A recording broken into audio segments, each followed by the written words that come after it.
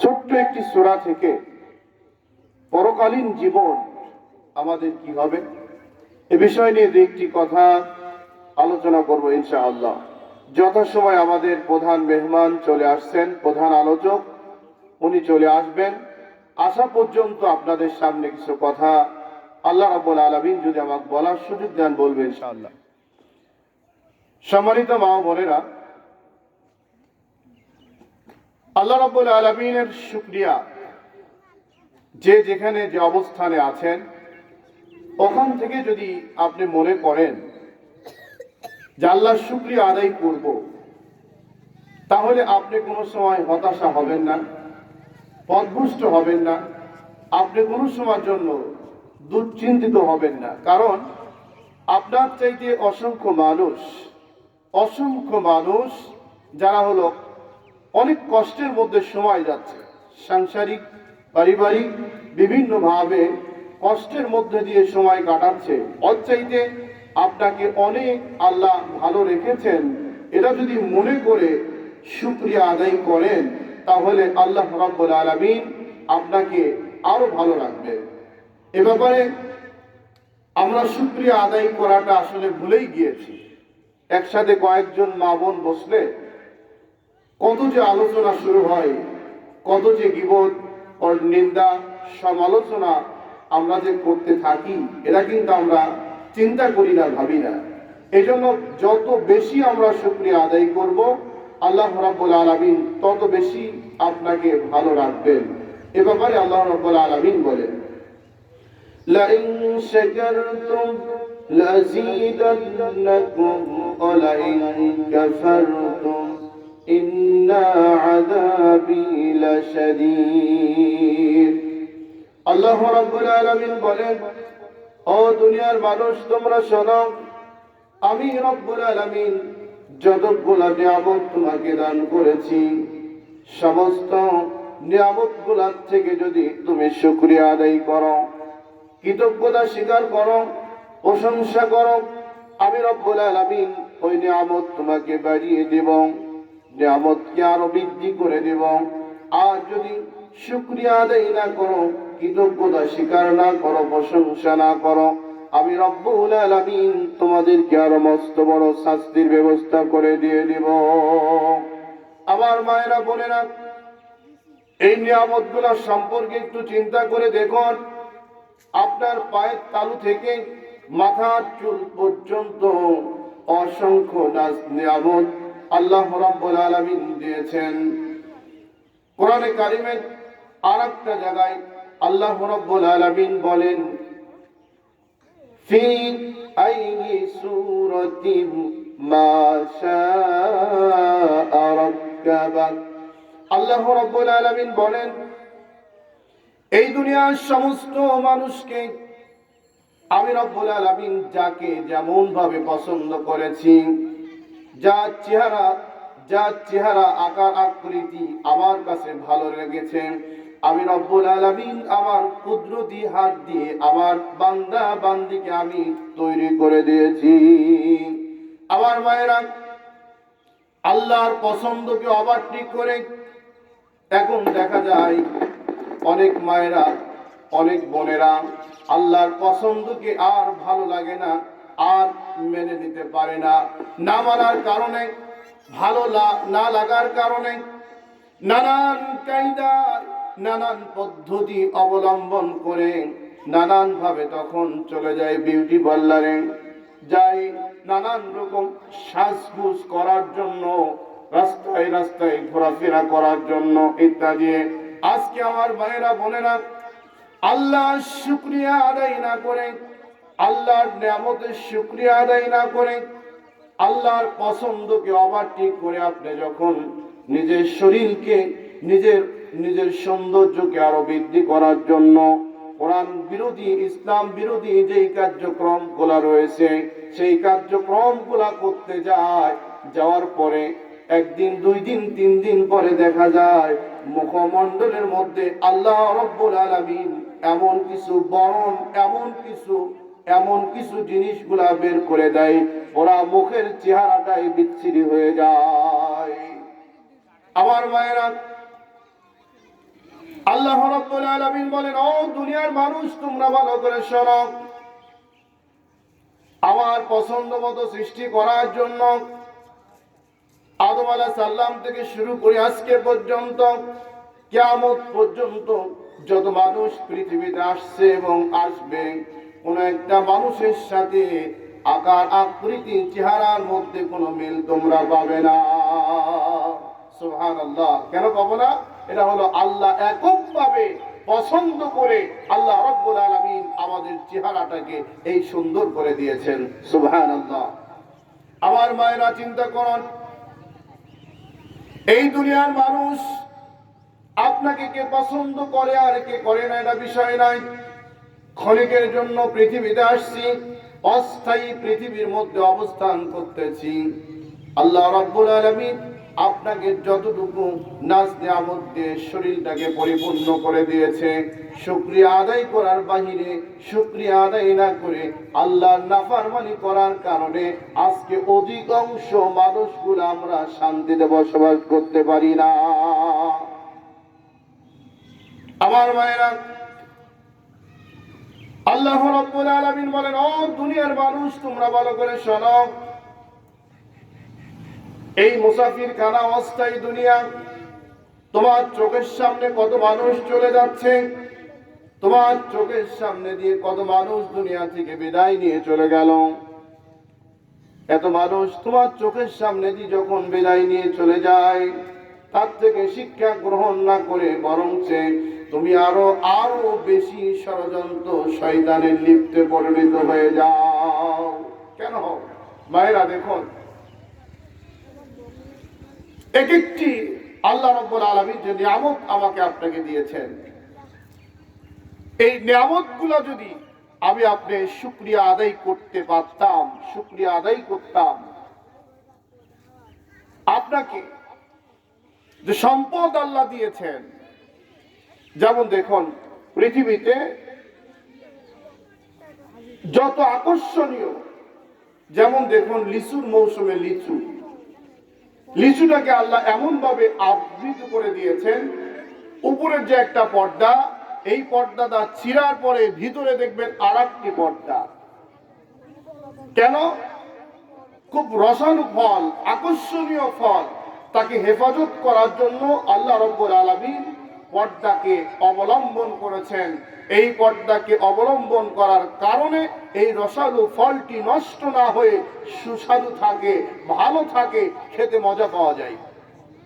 একটি কলা গাছে ঝুলছে ফাঁকা, একটি কলা যদি আপনি নিয়ে আসেন, তার উপরে যে পর্দা আল্লাহ দিয়েছেন, পর্দাকে যদি আপনি খুলে দেন, এই পর্দা খোলার পরে দেখবেন বাটিতে রাখেন, ট্রেতে রাখেন, ফ্রিজে রাখেন, একটা পাত্রের মধ্যে রাখেন, যেভাবে যেখানে রাখেন না কেন, দেখুন এই পর্দা হেটানোর কারণে আজকে সেই কলাটা, একটা লিচু, একটি আম, এই ফলমূলগুলোর উপরে এমন কিছু মাছি বসে, এমন কিছু পোকা বসে, যেইগুলা বসার কারণে আজকে সেগুলা খাওয়ার সাথে সাথেই পেটের মধ্যে অসুখ হয়ে যায়, পেটের মধ্যে ট্রাবল সৃষ্টি হয়, শরীরটা খারাপ হয়ে যায়। কারণ তার নিজের অস্তিত্ব থেকে পিছিয়ে আসার জন্য, নিজের পর্দা হেফাজত না করে পর্দাকে খুলে রাখার জন্য আজকে দুর্গন্ধযুক্ত পায়খানা,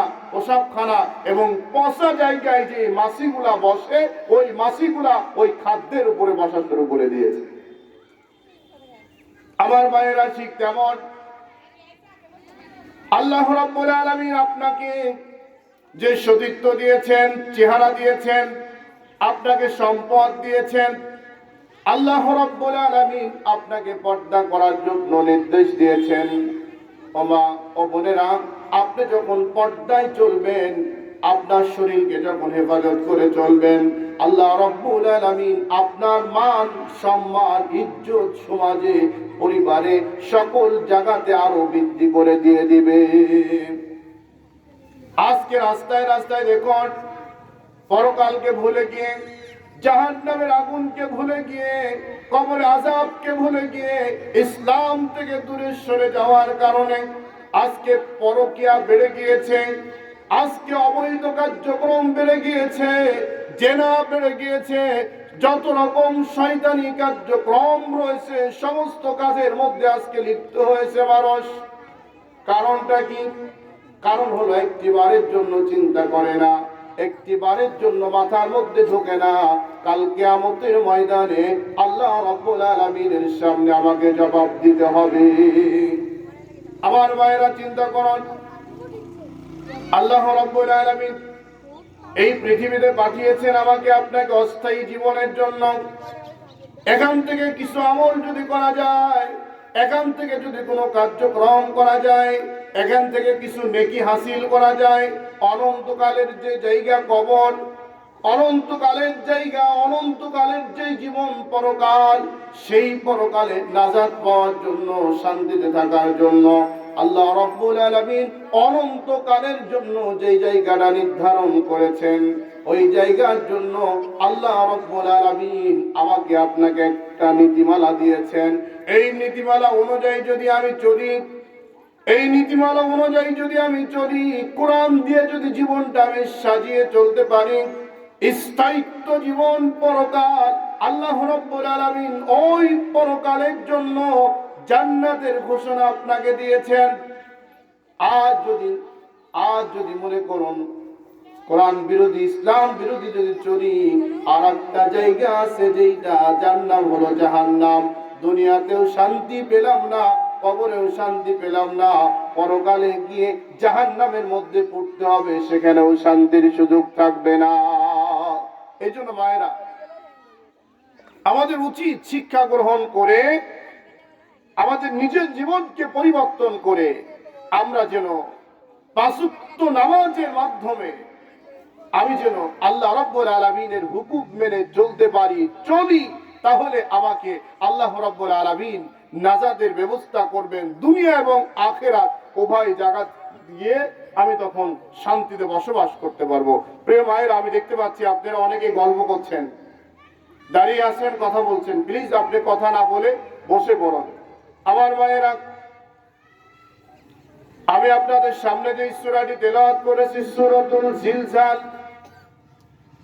কিয়ামতের একটি চিত্র আল্লাহ রাব্বুল আলামিন তুলে দিয়ে বলেছেন, ও দুনিয়ার মানুষ তোমরা শোনো, বিশ্ব নবী জনাবে মুহাম্মদুর রাসূলুল্লাহ সাল্লাল্লাহু আলাইহি সাল্লাম যখন পরকালীন জীবন নিয়ে কথা বলতেছিলেন, জাহান্নামের কথা বলতেছিলেন, কবর আযাবের কথা বলতেছিলেন, অনেক মানুষগুলো এমন বলতো, বর্তমান যেমন অনেকেই বলে পরকালে কি হবে, আবার কি করবে, কবে জান্নাত জাহান্নাম হবে, এই সমস্ত একটি ভুয়া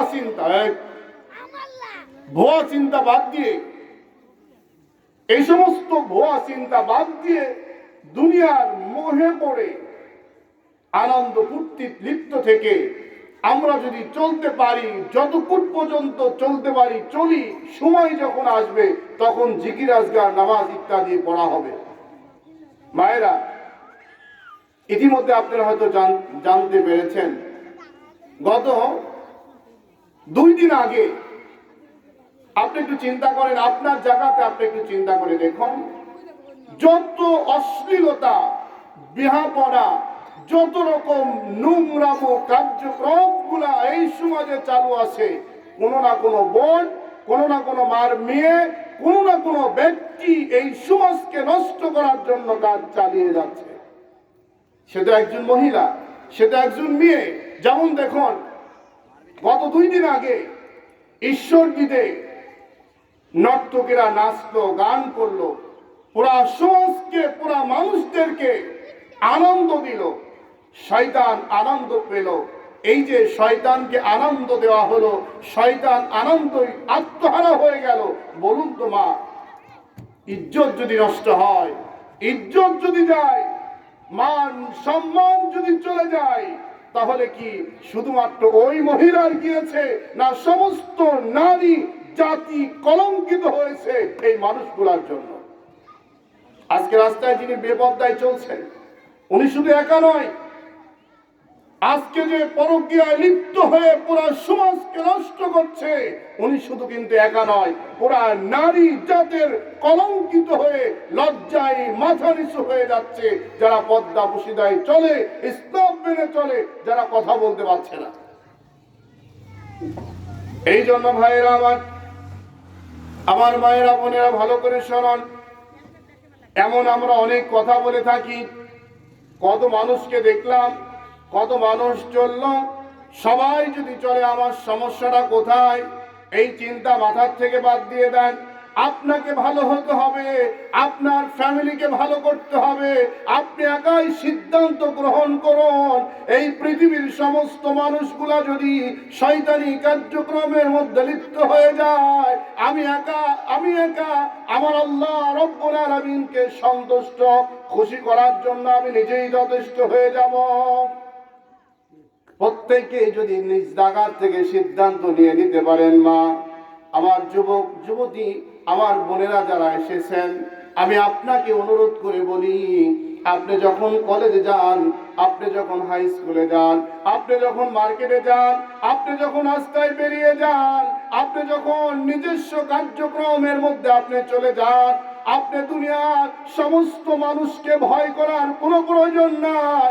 আপনার কলিজার মধ্যে চিন্তা করুন, দুনিয়ার সমস্ত মানুষ যদি আমাকে না দেখে, আমার আপনজনরা যদি আমাকে না দেখে, সমস্ত চোখকে ফাঁকি দেওয়া যায়, কিন্তু আমাকে যিনি সৃষ্টি করেছেন,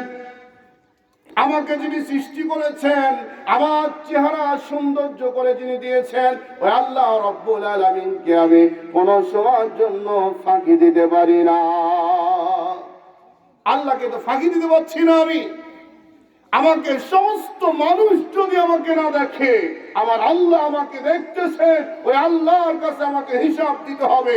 এই চিন্তা যদি প্রত্যেকটি বোন, প্রত্যেকটি মার কলিজার মধ্যে থাকে, এই সমাজ ভালো হতে সময় লাগবে না। মায়েরা, লোকের চিন্তা করে আমরা সময়টা নষ্ট করে দিচ্ছি। দেখুন তো, যত মায়েরা আসছেন, যত বোনেরা আসছেন, বুকে হাত দিয়ে চিন্তা করুন, আমি না দেখলে, আরেকজন না দেখলে আপনাকে আল্লাহ দেখতেছেন। আপনি বুকে হাত দিয়ে চিন্তা করুন, ফজরের নামাজটা আপনি ছেড়ে দিলেন কেন? এই নামাজটি বাদ দিয়ে আপনি কতটুকু লাভবান হয়েছেন? আপনি নামাজ ছেড়ে দিয়েছেন, আল্লাহকে ফাঁকি দিতে পারেন নাই। আপনি নামাজ ছেড়ে দিয়ে আল্লাহকে খুশি করতে পারেন নাই। আপনি নামাজ ছেড়ে দিয়ে আপনি ইবলিসকে খুশি করেছেন। আপনার নিজের মনটাকে আপনি ক্ষণিকের জন্য মনে করছেন আমি ভালো করে ফেলেছি। না, আমার মায়েরা বোনেরা, দুনিয়ার মানুষকে সন্তুষ্ট করে লাভ কি? দেখুন, দুনিয়ার মানুষকে খুশি করে লাভ কি? আপনি শ্বশুর বাড়িতে যখন গিয়েছেন, চিন্তা করুন, শ্বশুরকে খুশি করেছেন, শাশুড়িকে খুশি করেছেন, আত্মীয় স্বজনদেরকে খুশি করেছেন, আপনার প্রশংসায় আনাচে কানাচে সব জায়গায় বলতে থাকলো, একটি মেয়ে পেয়েছি, একটি বেটার বউ পেয়েছি, এমন একটি মানুষ পেয়েছি যার আচার আচরণ এত চমৎকার কোনোদিন কল্পনা করতে পারি নাই। সব মানুষগুলা বলতে লাগলো। আপনি মনে করলেন, আহা, এমন লোক পেয়েছি, এমন আত্মীয় পেয়েছি, আমার শ্বশুর শাশুড়ি আপনজনেরা আমাকে ছাড়া বুঝে না, আমার প্রশংসায় পঞ্চম মুখ হয়েছে, আমাকে এত চমৎকার আদর করে জিনিসপত্র দেয়। এমন আত্মহারা স্বপ্ন নিয়ে চলতেছেন। আপনি চিন্তা করুন, ও মা, ও বোন, আপনার মাথার মধ্যে কথাটি ঢুকিয়ে নেন। একদিন আপনি তাদের সাথে খারাপ আচরণ করুন, একদিন তাদের খেদমত বন্ধ করুন, একদিন তাদের সেবা যত্ন বন্ধ করে দিন। পরের দিন থেকে বলবে মেয়েটা আসলে ভালো না, অমুকের মেয়েটি সুন্দর না, অমুকের মেয়ে কথা শুনে না। যেই মানুষগুলো আপনার প্রশংসা করেছে, একদিন একটু খেদমত না করার পরে, না করার কারণে আপনার সমস্ত প্রশংসাগুলা মাটিতে মিশিয়ে একদম তছনছ করে দিয়ে আপনার সারা জীবনের ভালোবাসাগুলা মাটিতে লুটিয়ে ফেলে দেয়। আছে না নাই বলেন? অথচ আল্লাহ রব্বুল আলামিন আপনাকে যত ভালোবাসেন, আপনাকে যত নাজ নিয়ামত দিয়েছেন, এই পৃথিবীর মধ্যে সবচাইতে বেশি আমাকে আপনাকে যিনি ভালোবাসেন তিনি হলো আল্লাহ। আপনি ফজরের নামাজ পড়েন নাই, আল্লাহ আপনাকে ভুলে যায় নাই। জোহরের নামাজ পড়েন নাই, আল্লাহ আপনাকে ভুলে যায় নাই। আসরের নামাজ পড়েন নাই, আল্লাহ আপনাকে ভুলে যায় নাই। 5 ওয়াক্ত নামাজ পড়েন নাই, আল্লাহ আপনাকে ভুলে যায় নাই। আল্লাহ আপনাকে সুযোগ দিয়ে বলেন, ও বান্দা, ও বান্দি, দেখি ফজরের নামাজ পড়ো নাই, ঠিক আছে, জোহরের আগে ফজরের নামাজটা তুমি পড়ো কিনা দেখি।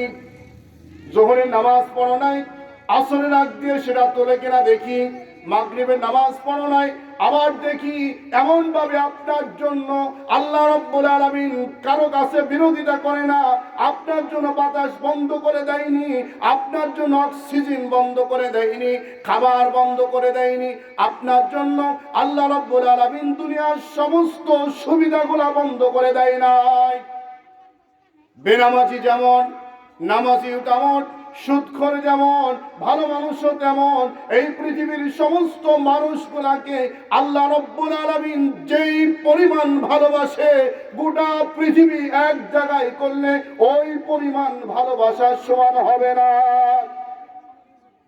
আপনি একদিন শুধুমাত্র আপনজনদেরকে খেজমত না করার জন্য তারা বিরোধিতা করলো, একদিন যদি উপকার না করা যায় সমস্ত মানুষ বিরোধিতা শুরু করে দেয়, একদিন যদি প্রশংসা না করা যায় আপনাকে 2 চোখের কুটি মনে করে তারা চলে, অথচ আল্লাহ রাব্বুল আলামিন আপনাকে কোন সময়ের জন্য ভুলে যায় না। তাহলে দুনিয়ার মধ্যে সবচাইতে যিনি ভালোবাসেন তার প্রশংসা বাদ দিলেন কেন? যেই মানুষটি, যেই রব্বুল আলামিন, যেই সৃষ্টিকর্তা, যেই রব এত চমৎকার ভাবে আপনাকে খোঁজ খবর নিল, একটু চিন্তা করে দেখুন। মায়েরা কথা বন্ধ করুন, যারা কথা বলছেন কথা বলা বন্ধ করুন। আমার মায়েরা বোনেরা, আমি আপনি যখন মার পেটের মধ্যে ছিলাম আমরা কোনোদিন বলি নাই আল্লাহ গো আমাকে কালো বানায়ো না, আমরা কোনোদিন বলি নাই আল্লাহ গো আমার ভুরু গোড়া টান টান করে দাও, আল্লাহকে কোনোদিন বলি নাই আল্লাহ গো আমার নাকটা চুকা করে দাও, আল্লাহকে কোনো সময় বলি নাই আল্লাহ গো আমার চেহারাটা এমন করে দাও। অথচ আল্লাহ রাব্বুল আলামিন বলতেছেন, ফি আই সূরাতিন মা শাআ রাক্কাবাক, আমি আল্লাহ আমার বান্দা আমার বান্দির চেহারা আকার আকৃতি আমি যেমন পছন্দ করেছি আমি রব্বুল আলামিন তেমনটাই তাকে দান করে দিয়েছি। সুবহানাল্লাহ। এই আল্লাহ বলে গেলেন, এই আল্লাহ বাদ দিয়ে এখন মানুষ রচিত মত পথ রাস্তা অনুসরণ করতে গিয়ে সবচাইতে বেশি এখন শয়তানি কার্যক্রমগুলা লিপ্ত হয়েছে এই সমাজের মানুষ। মায়েরা, আপনারা যদি ভালো হয়ে যান, একটি মা যদি ভালো হয়, আমিও তো একটি মার পেটের থেকে আসছি পৃথিবীতে। আপনি যেমন মা, আজকে আপনি বোন হয়ে আছেন, আগামীকালকে আপনাকে মা হতে হবে। প্রত্যেকটি নারী, প্রত্যেকটি বোন যদি মনে করে আগামী দিনের আমি একজন ভবিষ্যৎ, আগামী দিনে আমার গর্ভে যে সন্তান আসবে ওই সন্তান ইসলামকে প্রতিষ্ঠিত করার জন্য এই সমাজে সবচাইতে বড় ভূমিকা রাখবে, এই চিন্তা যদি প্রত্যেকটা মা, প্রত্যেকটা বোন যদি করত, তাহলে নামাজ ছেড়ে দিত না, ইসলাম ছেড়ে দিত না, অবৈধ কাজের মধ্যে লিপ্ত হতো না। আজকে যারা প্যান্ডেলে বসেছেন, এই প্যান্ডেলের মানুষগুলা যদি ভালো হয়ে যান, আজকে যেই বোনেরা আসছেন এই বোনেরা যদি ভালো হয়ে যান, এই বোনরা যদি 5 ওয়াক্ত নামাজি হয়ে যায়, পূর্ণাঙ্গ পদ্মানিশীল হয়ে যায়, পুরো সমাজকে এই মানুষগুলাই ভালো করার জন্য যথেষ্ট হয়ে যাবে। মায়েরা, ফুল বাগান বানিয়েছেন, একটা ফুল বাগানের মধ্যে সব গাছের ফুল কিন্তু একরকম হয় না। ওই বাগানের মধ্যে এমন কিছু ফুল রয়েছে, 2-1টি ফুল ফোটার কারণে পুরা বাগানটাকে আলোকিত করে ফেলেছে, পুরা বাগানটা দেখার সৌন্দর্য বেড়ে গিয়েছে। অতএব এলাকার সব মানুষকে ভালো হলে আপনি ভালো হবেন এটা নয়, এই সমাজের আপনি ভালো হয়ে যাবেন, আপনি নামাজি হয়ে যাবেন, আপনি দিনদার হয়ে যাবেন, আপনি পরনিন্দা বন্ধ করবেন, গীবত বন্ধ করবেন, আপনি সমাজকে ইসলাম ভিত্তিক পরিচালনা করার জন্য জীবনকে তৈরি করে ফেলবেন। দেখবেন আপনি দেখা দেখি আরো 5 জন মানুষ তৈরি হয়েছে। আমার মায়েরা, এই পৃথিবী এমন থাকবে না। আমি আপনি যখন আপনার যখন মৃত্যু চলে আসবে, মালিকুল মউত যখন চলে আসবে, ইচ্ছাই হোক অনিচ্ছাই হোক আমাকে আপনাকে দুনিয়া ছেড়ে চলে যেতেই হবে। আপনি চিন্তা করুন, গত বছর এই আলোচনায় যারা বসেছিলেন, আপনার ওই জায়গা আছে, আপনি আছেন, কিন্তু আপনার পাশে যিনি বসেছিল ওই মানুষটি আর আলোচনা শুনতে আসার সুযোগ পেল না। আগামীতেও আমি আলোচনা করতে পারবো কিনা, আপনি আসতে পারবেন কিনা এর কোনো গ্যারান্টি নাই। আছে নাকি বলেন? নাই। এই গ্যারান্টি নাই, এই চিন্তা নাই। অতএব এখন থেকে যদি আপনি মনে করেন, এখন থেকে সিদ্ধান্ত গ্রহণ করেন আমাকে মৃত্যুবরণ করতে হবে, আমাকে খাটিয়ায় চড়তে হবে, আমাকে কবরে নিয়ে যাবে, আমাকে কবরে যেতে হবে, কবরে গেলে কবরের যে সওয়াল জবাব, এই সওয়াল জবাবটি প্রস্তুত করার জন্য আমাকে এখনই সিদ্ধান্ত গ্রহণ করতে হবে। মায়েরা বোনেরা, এই যে হাই স্কুল কলেজ পাশে,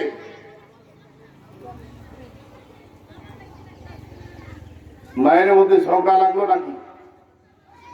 এই পিছনে মায়েরা ঝগড়া করে বেরিয়ে যান, কথা বলেন না। দেখুন মায়েরা, আমরা যখন এই যে হাই স্কুল কলেজ পাশে পরীক্ষা হবে, পরীক্ষার সময় একটা বছর আপনাকে প্রাইভেট পড়তে হচ্ছে, ক্লাস করতে হচ্ছে, বই পড়তে হচ্ছে, সব কিছু পড়াশোনা করার পরে আপনার সামনে যখন কোশ্চেন আসবে, খাতা আসবে, এখন লেখা আপনার জন্য সহজ হবে। ঠিক না বলেন? সহজ হবে। এখন মনে করুন মায়েরা, আমার বোনেরা, সারা জীবন ক্লাস করা হয়নি, বই কিনা হয়নি, বই খাতার সামনে নাই, আপনাকে পরীক্ষার জন্য ফ্যামিলি বাধ্য করলো, পরিবার বাধ্য করলো, এলাকার মানুষ বাধ্য করলো, এবার তোমাকে পরীক্ষা দিতেই হবে। আপনি লজ্জায় হোক, ইচ্ছায় হোক, অনিচ্ছায় হোক মনে করলেন অমুকের মেয়ে যদি দিতে পারে, অমুকের ছেলে পরীক্ষা দিতে পারে, আমার দ্বারাই কঠিন না, আমিও পারবো। আপনি ঢুকলেন পরীক্ষার হলে, সবাই বসে আছে খাতা কলম নিয়ে, আপনি খাতা কলম নিয়ে বসে আছেন। এবার আপনার সামনে কোশ্চেন আসলো, খাতা আসলো। এবার বলুন তো, যারা ক্লাস করলো তার জন্য লেখা সহজ, না যে ক্লাস করলো না তার জন্য লেখা সহজ? যিনি ক্লাস করে নাই, যিনি পড়াশোনা করে নাই, ওর ওই জায়গায় ওই সময় মনে হবে যেন পুরো আসমান তার মাথার উপরে চেপে বসছে। কেন? কি লিখবো আমি কি লিখবো? খাতায় কি অ্যান্সার দেব? 3 ঘন্টার কাছে যদি সময় তাকে 9 ঘন্টা করে দেওয়া যায়, তবুও ওই প্রশ্নের অ্যান্সার তিনি লিখতে পারবে না। কেন? উনি তো পড়াশোনা জানে না। আমার মায়েরা,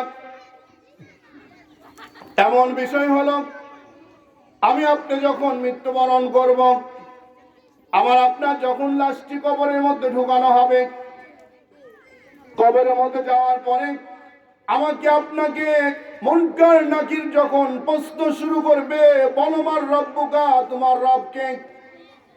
আমার রব আল্লাহ।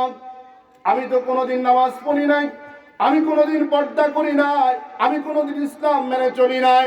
এই অবস্থার মধ্যে যত সহজ মনে করতেছিলাম, এখন তো কবরের মধ্যে ঢোকার পরে দেখতেছি শুধু অন্ধকার, অন্ধকার আর অন্ধকার। আমি তোমার রব্বুকে এটা বলতে পারছি না।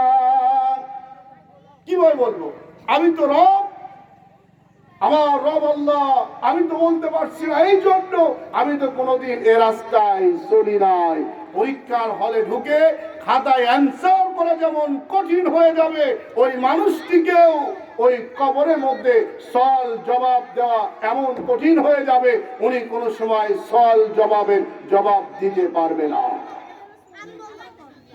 আমার মায়েরা, আমার নবীকা, আমার দিনুকা, এখন বলুন দেখি, আপনার নবীকে প্রশ্ন যখন করবেন, আপনি নবীর কথা মোতাবেক চলেন নাই, আপনার দিন কি, দিন সম্পর্কে বুঝেন নাই, জানেন না, দিন সম্পর্কে আপনি কোনোদিন কল্পনাও করেন নাই। এখন আপনি বলতে পারবেন কিভাবে? আপনার বলার কোনো সুযোগ নাই। এই 3টা প্রশ্নের জবাব যদি আপনি দিতে না পারেন, 3টা প্রশ্নের জবাব যদি দিতে না পারেন, আপনি ব্যর্থ হয়ে গেলেন।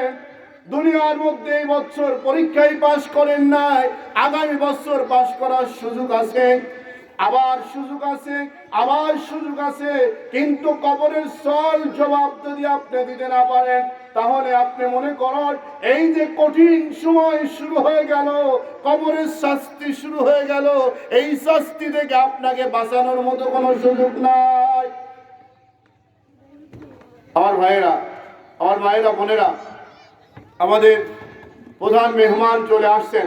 আপনারা এখনো দেখতে পাচ্ছি যারা গল্প করছেন, গল্প বন্ধ করুন। আমি আলোচনা না করে আজকে দিনে আমাদের প্রধান বক্তা, প্রধান আকর্ষণ, গত বছর আপনাদের নিয়ে অত্যন্ত চমৎকার আলোচনা করছিলেন। অনেকেই বলছিলেন ওই হুজুরকে আসার জন্য। আপনাদের সামনে তিনি প্রেজেন্ট হয়েছেন। এখনই আলোচনা শুরু করবেন। একজন মা কথা বলবেন না, একজন দাঁড়িয়ে থাকবেন না। যদি কথা বলেন, যদি আপনি দাঁড়িয়ে থাকেন, ভালো না লাগে আপনি এখান থেকে বেরিয়ে যান, আর একজনকে কষ্ট দেবেন না ইনশাআল্লাহ। আমি আপনাদের সবাইকে অনুরোধ করছি আপনারা কথা বলা বন্ধ করুন। আল্লাহ যেন আমাদের যে কথাগুলো বলেছি আমল করা তৌফিক দান করে। আমরা সকলে বলে আমিন। আসসালামু আলাইকুম ওয়া রাহমাতুল্লাহ।